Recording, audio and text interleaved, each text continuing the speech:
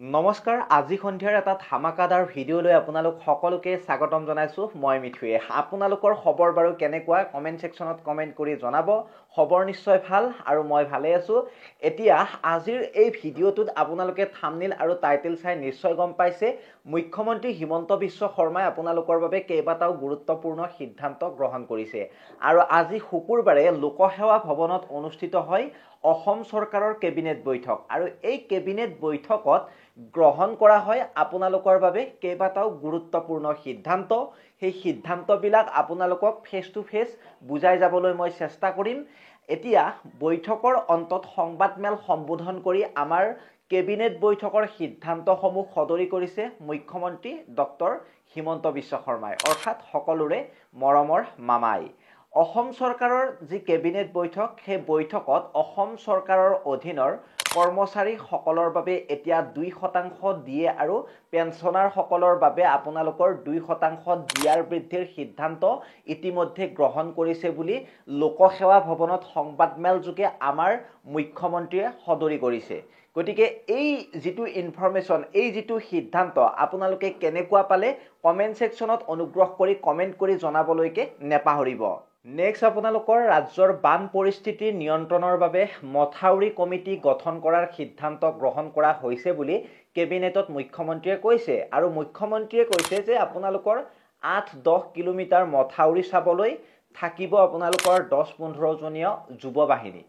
স্বেচ্ছামূলকভাৱে সেৱা আগবঢ়াব এই কমিটিয়ে আপোনালোকে এই কথাটো মনত ৰাখিব আৰু লগতে গাঁওৰক্ষী বাহিনীৰ দৰে যুৱ বাহিনীয়ে সহায় কৰিব চৰকাৰক এই কথাখিনি একেবাৰে গুৰুত্বপূৰ্ণ আপোনালোকৰ 10-15 জনীয়া এটা কমিটি ৰাখিব ওচৰৰ মানে মথাউৰিৰ ওচৰৰ আৰু মথাউৰি কমিটিত থাকিব আপোনালোকৰ নৈপৰীয়া ৰাইজ এই কথাটো মনত ৰাখিব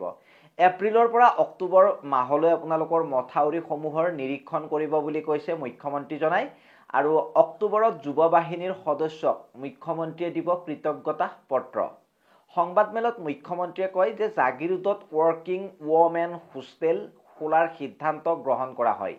আৰু এই কথা কৈছে আজিৰ কেবিনেটতহে আজি হৈছে আপোনালোকৰ 4 তাৰিখ নেকি এপ্ৰিলৰ হয়নে নহয় বাৰু মই পাহৰি গৈছো কমেন্ট সেকশনত কমেন্ট কৰিবচোন হয়নে নহয় পিছত বাৰু চালে গম পাম আজি মোৰ হিচাপত 4 তাৰিখে হয় আৰু 142 কোটি টকা ব্যয়েৰে নিৰ্মাণ হ'ব এই ওয়াৰ্কিং ওমেন হোস্টেল সেমিকন্ডাক্টৰৰ মহিলা কৰ্মচাৰী থাকিব এই হোস্টেলত সেমিকন্ডাক্টৰ আপোনালোকে তো গমে পায় সায়েন্সৰ যিখিনি মানুহ আছে সেমিকন্ডাক্টৰ কি মই আৰু ক'ব নালাগে সেমিকন্ডাক্টৰ কি মই স্ক্ৰিনত দেখাই দিছো আপোনালোকে এবাৰ চাই ল'ব সংবাদমেলত আৰু মুখ্যমন্ত্ৰীৰ লগতে কৈছে যে এক বহাগৰ পৰা সকলো চৰকাৰী জাননী বা আপোনালোকৰ জাননীক অধিসূচনা ইংৰাজীৰ লগতে প্ৰকাশ পাব আপোনালোকৰ অসমীয়াটো আজিকালি ইংৰাজীতহে দিয়ে অসমীয়াটো পাব আৰু পূৰ্বৰ দৰে অসমীয়াটো আপোনালোকে প্ৰকাশ পাব চৰকাৰী পত্ৰসমূহ মুখ্যমন্ত্ৰীয়ে 28000 কোচ ৰাজবংশী লোকৰ গোচৰ এতিয়া প্ৰত্যাহাৰ কৰিছে বুলি কৈছে আৰু বিদেশীৰ সন্দেহত চলি থকা গোচৰ প্ৰত্যাহাৰৰ সিদ্ধান্ত গ্ৰহণ কৰা হৈছে আজিৰ কেবিনেটত গতিকে ভাল হৈছে নে বেয়া হৈছে কমেন্টত কমেন্ট কৰিব আপোনালোকে